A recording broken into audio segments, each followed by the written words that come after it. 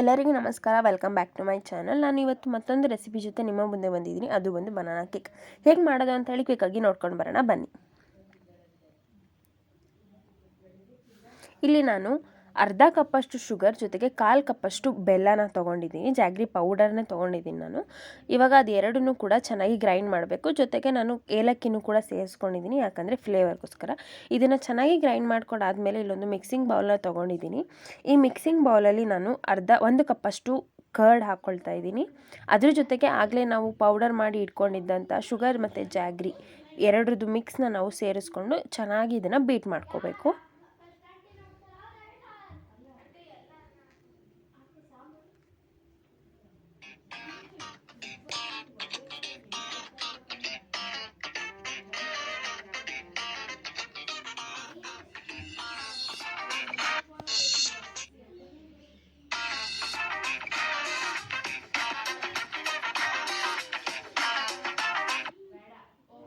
ಈಗ ಅದು ಚೆನ್ನಾಗಿ ಬೀಟ್ ಮಾಡ್ಕೊಂಡಾದ್ಮೇಲೆ ಇಲ್ಲಿ 2 ಬನಾನಾ ತೊಗೊಂಡಿದ್ದೀನಿ. ಪಚ್ಚ ಬಾಳೆಹಣ್ಣು ಯೂಸ್ ಮಾಡಿಕೊಂಡೆ ಕೇಕ್ ಮಾಡ್ತಾಯಿದ್ದೀನಿ. 2 ಬಾಳೆಹಣ್ಣನ್ನು ಮುರಿದು ಹಾಕೋತಾ ಇದ್ದೀನಿ. ಇಲ್ಲಿ ಯಾವುದೇ ಕಾರಣಕ್ಕೂ ನಾನು ಹಾಲು ಅಥವಾ ನೀರು ಏನೂ ಸೇರಿಸ್ಕೋತಿಲ್ಲ, ಬರೀ ಬನಾನಾ ಮಾತ್ರ ರುಬ್ಕೊಳ್ತಾ ಇರೋದು.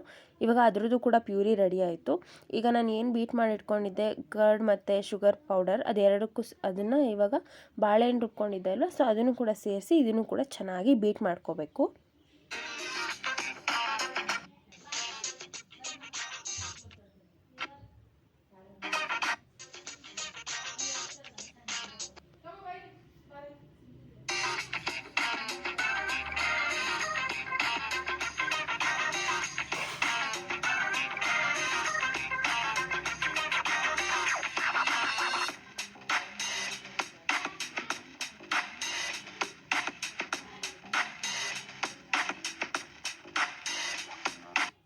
ಅದು ಚೆನ್ನಾಗಿ ಬೀಟ್ ಮಾಡ್ಕೊಂಡಾದ್ಮೇಲೆ ನಾನಿಲ್ಲಿ ಆಯಿಲ್ ಸೇರಿಸ್ಕೊಳ್ತಾ ಇದ್ದೀನಿ. 1 ಕಪ್ಪಷ್ಟು ಆಯಿಲ್ನ ಹಾಕ್ಕೊಂಡಿದ್ದೀನಿ. ಕಪ್ಪು ಬಂದು ಸಣ್ಣದು, ಸೊ ಆ ಕಪ್ಪಲ್ಲಿ ಆಯಿಲ್ನ ಹಾಕ್ಕೊಂಡಿದ್ದೀನಿ.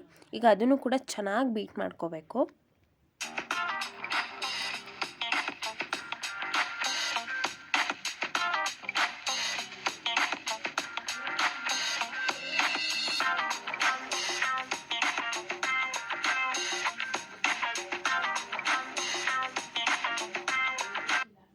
ಚೆನ್ನಾಗಿ ಬೀಟ್ ಮಾಡ್ಕೊಂಡಾದ್ಮೇಲೆ ಇಲ್ಲಿ 2 ಕಪ್ಪಷ್ಟು ಮೈದಾನ ಹಾಕೋತಾ ಇದ್ದೀನಿ.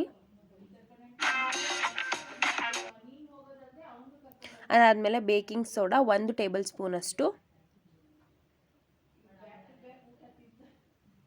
ಅದಾದಮೇಲೆ 1/4 ಸ್ಪೂನಷ್ಟು ಅಡಿಗೆ ಸೋಡಾ,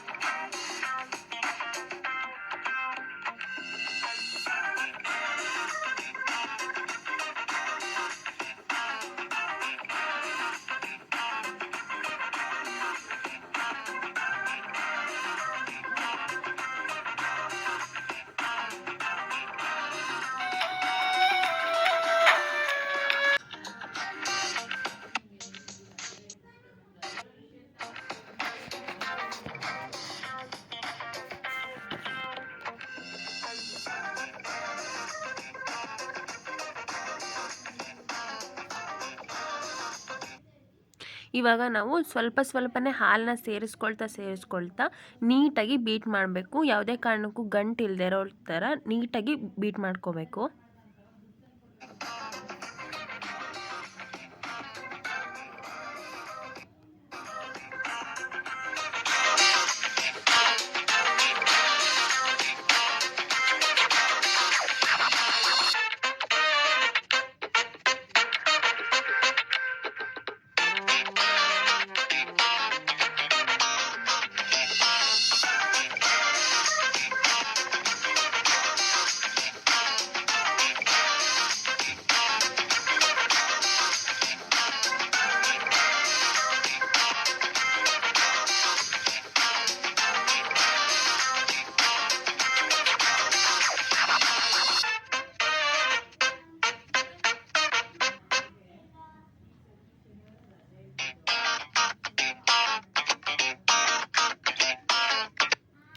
ಇವಾಗ ಚೆನ್ನಾಗಿ ನಾನು ಬೀಟ್ ಮಾಡ್ಕೊಂಡು ಆಗಿದೆ. ಈಗ ಅದ್ರ ಜೊತೆಗೆ ಸ್ವಲ್ಪ ಟೂಟಿ ಫ್ರೂಟಿನ ಕೂಡ ಸೇರಿಸ್ಕೊಳ್ತಾ ಇದ್ದೀನಿ. ಸೊ ಯಾವುದೇ ಥರ ಡ್ರೈ ಫ್ರೂಟ್ಸ್ ಅಥವಾ ಏನನ್ನೇ ಕೂಡ ಕೇಕ್ನ ಆ್ಯಡ್ ಮಾಡುವಾಗ ಅದಕ್ಕೆ ಸ್ವಲ್ಪ ಹಿಟ್ಟನ್ನು ಸೇರಿಸ್ಕೊಂಡು ಹಾಕಿದ್ರೆ ಅದು ಕೆಳಗೆ ಹೋಗಲ್ಲ. ಸೊ ಮಧ್ಯದಲ್ಲಿ ಅಥವಾ ಪ್ರತಿಯೊಂದು ಬೈಟಲ್ಲೂ ನಮಗೆ ಸಿಗುತ್ತೆ. ಅದಕ್ಕೋಸ್ಕರ ನಾನು ಸ್ವಲ್ಪ ಮೈದಾ ಹಿಟ್ಟನ್ನು ಅದ್ರ ಜೊತೆ ಮಿಕ್ಸ್ ಮಾಡ್ಕೊಂಡು ಹಾಕ್ಕೊಂಡಿದ್ದೀನಿ. ಇವಾಗ ಅದನ್ನು ಚೆನ್ನಾಗಿ ಮಿಕ್ಸ್ ಮಾಡ್ಕೊಂಡು ಆಗಿತ್ತು. ಇವಾಗ ನಾನಿಲ್ಲಿ ಒಂದು ಕೇಕ್ ಬೌಲ್ನ ತೊಗೊಂಡಿದ್ದೀನಿ. ಅದಕ್ಕೆ ನಾನು ಆಯಿಲ್ನ ಗ್ರೀಸ್ ಮಾಡಿ ಇಟ್ಕೋಬೇಕು. ಸೊ ಅದನ್ನು ನೀಟಾಗಿ ಆಯಿಲ್ನ ಗ್ರೀಸ್ ಮಾಡ್ಕೋತಾ ಇದ್ದೀನಿ.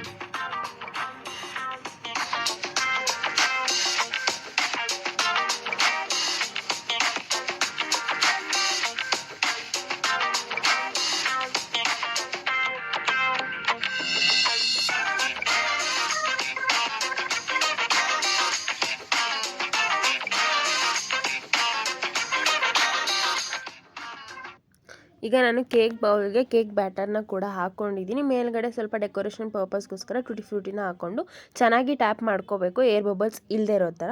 ಇಲ್ಲಿ ನಾನು ಆಲ್ರೆಡಿ 10 ಮಿನಿಟ್ಸ್ ಕುಕ್ಕರ್ನ ಪ್ರೀ ಹೀಟ್ಗೆ ಇಟ್ಟಿದ್ದೆ. ಸೊ ಪ್ರೀ ಹೀಟ್ಗಿಟ್ಟು ಆಗಿತ್ತು. ಇವಾಗ ನಾನು ಕೇಕ್ ಬ್ಯಾಟರ್ ಏನು ಬೌಲ್ಗೆ ಹಾಕಿದ್ದೆ ಅದನ್ನು ಕೂಡ ಪ್ಲೇಸ್ ಮಾಡ್ತೀನಿ.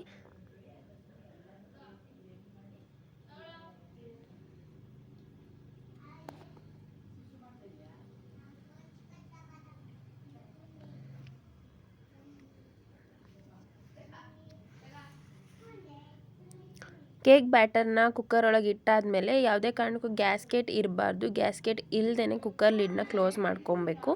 ಕುಕ್ಕರ್ ಲಿಡ್ನ ಕ್ಲೋಸ್ ಮಾಡಿ ನಾನು ಮೀಡಿಯಮ್ ಫ್ಲೇಮಲ್ಲಿ ಅಥವಾ ಫುಲ್ ಸ್ಲೋ ಫ್ಲೇಮಲ್ಲೂ ಕೂಡ ಇಡ್ಬೋದು. ಬಟ್ ನಾನಿಲ್ಲಿ ಮೀಡಿಯಮ್ ಫ್ಲೇಮಲ್ಲಿ ಇಟ್ಕೊಂಡು ನಾನು 45 ಮಿನಿಟ್ಸ್ ಬೇಯಿಸ್ಕೊಂಡೆ. ಸೊ 45 ಮಿನಿಟ್ಸ್ ಟು 50 ಮಿನಿಟ್ಸ್ ಕೂಡ ಆಗ್ಬೋದು, ಹೇಳೋಕ್ಕಾಗಲ್ಲ. ಸೊ ಅದಾದಮೇಲೆ ನಾನು ಕುಕ್ಕರ್ ಲಿಡ್ನ ತೆಗೆದೆ. ಆ್ಯಂಡ್ ಈ ಥರ ಟೂತ್ ಪಿಕ್ ಹಾಕಿ ನೋಡೋದ್ರಿಂದ ಸೊ ಕೇಕ್ ಬೇಕ್ ಆಗಿದೆಯೋ ಇಲ್ಲವೋ, ಹಿಟ್ಟೇನಾದರೂ ಬಂದರೆ ಕೇಕ್ ಬೇಕ್ ಆಗಿಲ್ಲ ಅಂತ. ಸೊ ಇಲ್ಲಿ ಈ ಕೇಕು ತುಂಬ ಚೆನ್ನಾಗೇ ಬೇಕಾಗಿತ್ತು. 45 ಮಿನಿಟ್ಸ್ ಕರೆಕ್ಟಾಗಿ 45 ಮಿನಿಟ್ಸ್ ನಾನು ಕೇಕ್ನ ಬೇಕ್ ಮಾಡ್ಕೊಂಡಿದ್ದೀನಿ. ಈಗ ನಾನು ಏನಿತ್ತು ಫ್ಲೇಮ್ನ ಆಫ್ ಮಾಡಿ ಕುಕ್ಕರಿಂದ ಆ ಕೇಕ್ನ ತೆಗೆದುಬಿಟ್ಟು ತಣ್ಣಗಾಗೋದಕ್ಕೆ ಅಂತ ಹೇಳಿ ಇಟ್ಟಿದ್ದೆ.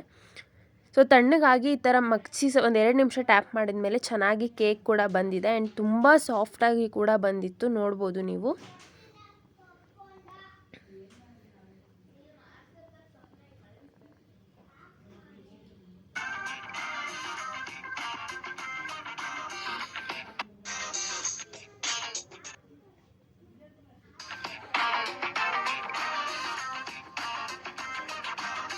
ನೋಡ್ಬೋದು ಕೇಕ್ ಎಷ್ಟು ಸ್ಪಾಂಜಿಯಾಗಿ ಬಂದಿದೆ ಅಂತ. ಆ್ಯಂಡ್ ಟೇಸ್ಟು ಕೂಡ ಅಷ್ಟೇ ತುಂಬ ಚೆನ್ನಾಗಿತ್ತು.